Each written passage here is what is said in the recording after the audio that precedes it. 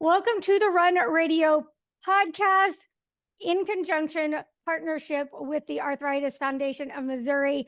I have three special guests today, the Benitez family, Grace, Nathan, and Fidel. Welcome. Thank you. So you, Nathan, were recently given a big diagnosis. Can you tell me what you found out? My foot been hurting and I couldn't walk. Oh, yes, you couldn't walk. That's frustrating, isn't it? Yeah. Mom, what was it like when this diagnosis was given? So at first we weren't too sure exactly what was going on. There was a lot of things happening beforehand. But then once we got that diagnosis, it was unbelievable because we did not think that children could get arthritis. So that was one of the biggest things. So we had to do a little bit of research on it, but luckily we found a community within the Arthritis Foundation where we were able to meet other families. And luckily right now where we are living, there was one other family where we were able to connect and kind of get a little bit more familiar with his diagnosis. But it was shocking because we did not believe children can get it. We usually think it's somebody older, not children. So it was very difficult at first. What were some of the very early signs that you started picking up on? So he went from being a very active child, running, playing, to waking up with pain. At first we thought it was just, oh, he might have a cramp or he must have sprained himself or something along those lines. And it was just a constant battle with pain in his ankle. It was your ankle that started. So in his ankle, and then so inflammation, we did see inflammation, some tenderness, some redness in it. And those were one of the key signs that we saw. Unfortunately, he went to the doctor and they would say, hey, everything looks good, until it took about a year for him to get diagnosed with this condition. And how old are you right now, Nathan? 5. You're 5. Wow. So around 4 or so was really when the signs started becoming obvious. Fidel, Yes. how did that affect you? What were you feeling? It was just kind of irritating, especially with the doctors, going to appointments or going to the ER just to get him checked out, Yeah. and then having X-rays done. And I think it's since medicine is a practice, they weren't really focused on arthritis or even thought that he could have arthritis. So it was just a little irritating because you know that your kid is suffering, but they're not doing anything. Yeah. So it was just a little annoyance that we had just with the medical system, just trying to figure out what we can do to help them out. Now that you have the diagnosis, what kind of adaptations have y'all started making as a family? Do you have any siblings? Do you have any brothers or sisters, Nathan? I have a sister. Is she older or younger? Younger. Yeah, I have a younger sister too. So you're the oldest, huh? So with all of this, did you start making some changes? I don't think we've done any changes. The only change we've done is now that with the diagnosis and the medicine that was prescribed to him, that has helped him a lot. So he's still active. He still goes out. He plays. He enjoys baseball. So regarding his activity, hasn't really changed. We do not try to limit him just because of that condition. We still allow him to do what he wants to do, to remain active. He also attends a lot of therapy just to get those joints moving, but we haven't done any changes towards his activities. thank goodness medications come a long ways and the resources are more available than they were. That's the same thing my rheumatologist told my parents, let her do whatever she can. So I think that is very wise, helpful, encourage him, and keep in mind that it's nothing you do. Arthritis is going to affect every person differently. And so it'll be what it is. What did they say about the possibility of remission? So right now we are in that process. His lab work and everything has came back normal, and they haven't seen any inflammation, active inflammation. So we are hoping we're on the road of remission here soon. But we're not in the clear yet because he did get uveitis, which is a condition of the eye that's very common with juvenile arthritis. So that's one of the things that we're kind of being cautious about. So remission, we're hoping it's in the future, sooner than later, but we're not out of the clear yet. He's still currently taking medication every week, injections. Okay.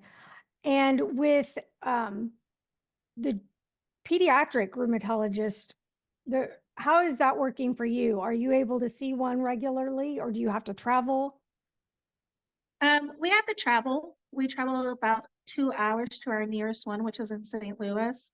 But the rheumatology has been amazing there, and we've had a really good experience. They really listen to what my concerns are and just questions, even if we're not going, because he gets seen every 3 months. So sometimes there's things that come up in between that time frame.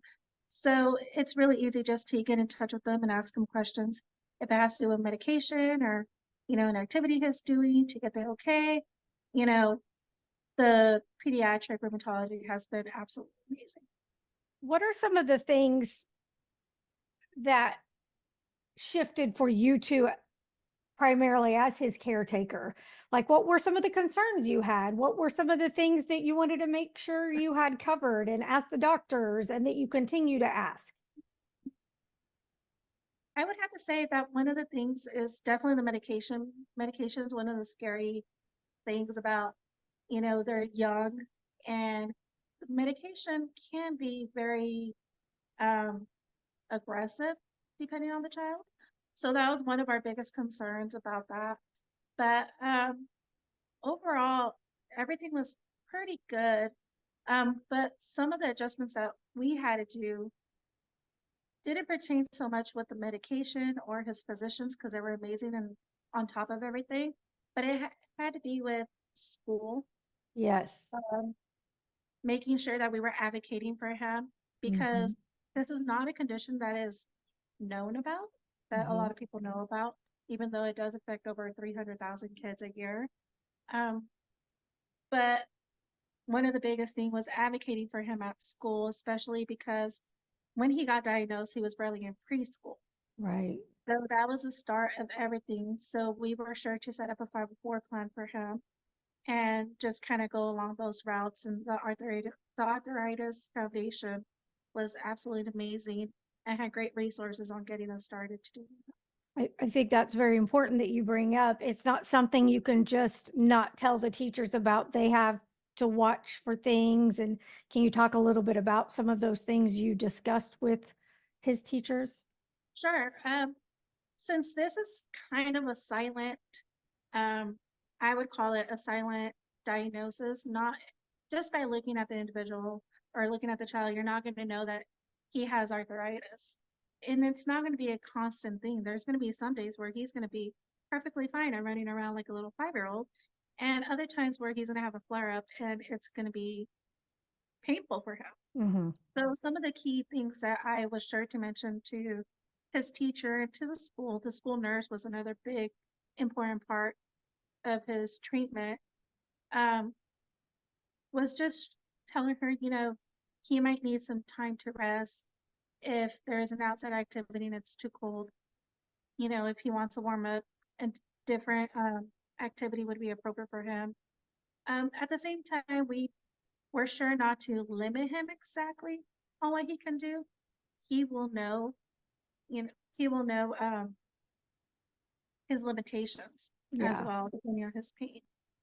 But we were sure to let the teacher know about things like that, such as pain, it can come and go, the coldness, medication, how the medication affects him at school.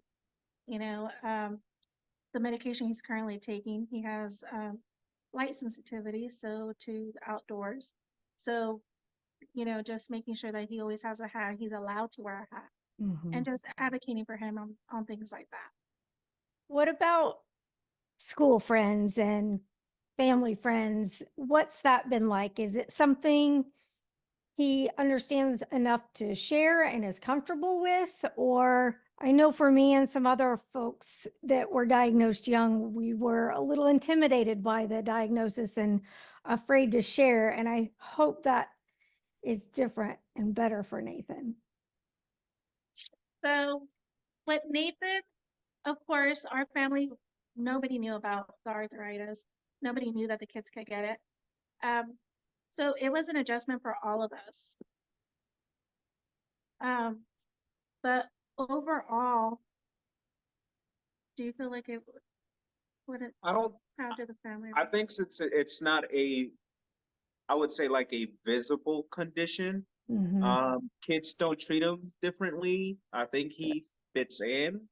Um, there is times where I do remember, and it's kind of saddening, where he's all like, kids don't want to play because they think I'm a little bit slow when it comes to physical activity, just because of running and his joints hurting, or even in kinder where there was limited little tricycles, and the fastest kids would be the ones to be able to take them for recess versus him wanting to play with one, but since he wasn't um fast enough to grab one, that would kind of like hinder him a little bit.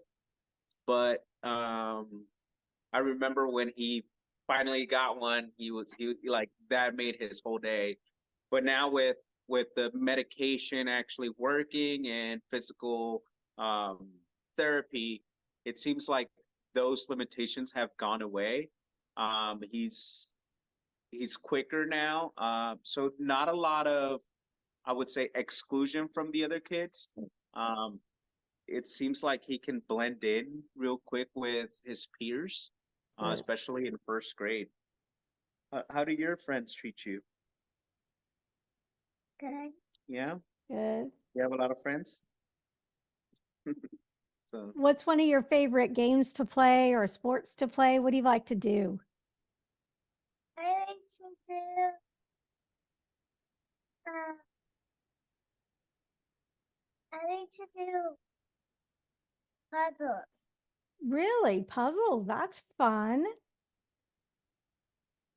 Do you like bikes? Yeah. Yeah. Well, that's fantastic. Good for you. You keep doing that, all right? When it comes to the complications of this or what may or may not be, what would you say to other families that are facing this a new diagnosis with this? I would say at the beginning it's a little bit scary Yeah. because you don't know, you're not familiar with that diagnosis. Yeah. So it gets a little bit scary. Um, Especially when doctors are telling you all this information and you're really not grasping everything that they're telling you, just because the first thing that they said, you're still trying to process it. Yeah. But don't be afraid to reach out. I think that's after we were reaching out towards like the Arthritis Foundation, getting all this information and understanding that it's not just my kid that has it, and that other people do have it and they can live a healthy life. Um, it eases that pain that you kind of get at the beginning, or that shock. Um, so you just got to be able to follow up with the medical providers, but also be involved with organizations out there that are going to be able to assist you, getting you that information that you need. What And were definitely some, connecting- go I'm ahead. sorry, definitely connecting with other families. Yes. And not just for the parents, but for the children, so they know that they're not alone in this, because this can also be a condition that kind of singles you out, because not a lot of people have it, not a lot of children have it. So just having them connect with other children that actually have this condition is really big support. What were some of the first resources you pulled from the Arthritis Foundation when you realized they were there for you? So I remember the first thing that I did was I received and I ordered the J8 pack. Mm-hmm. And that was a nice little pack that came with a warm and cool stuffed animal that you can heat up, and you can also put it in the freezer to make it cold, depending on your child and what works better for them, if it's heat or cold. And it also came with very valuable information. It had a book for children to understand, and in children's cognitive abilities to just kind of see where something simple where they can understand what is going on with their body. And it also had a wonderful book for parents. I actually got a copy and I gave one to my mom, so she can be well aware of his condition as well. That's fantastic. Is there anything you want to share that we haven't covered that you think would be valuable to patients and caretakers, families, friends that are involved in autoimmune diseases? So one of the things is that I would absolutely, if your child ever ends up having an autoimmune disease, there's a variety of them, is to advocate for your child. That's one of the biggest things as a parent Yeah. I would say to do, especially if it's a condition that is not very known about. Mhm.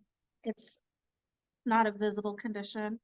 And I just feel like it's something that advocating can change the whole world on how you look at it as a parent, and in recruiting other people to kind of help you get through it as well. So advocating and having a proper support system throughout this, and being in communication. Communication is a key. Communication with your providers, the schools, everybody that comes in touch with your child,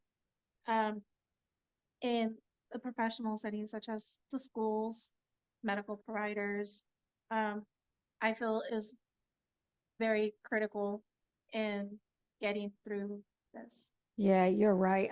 Advocacy is huge, very huge. Thank you very much for sharing and letting us know that the resources are making a difference for families and patients like Nathan. I appreciate your time. You guys are doing a great job, and I see a great future. I wish you the very best. Thank you so much. Thank you. Be sure you're following along at Run Radio Station, runradio.net, and the Arthritis Foundation of Missouri.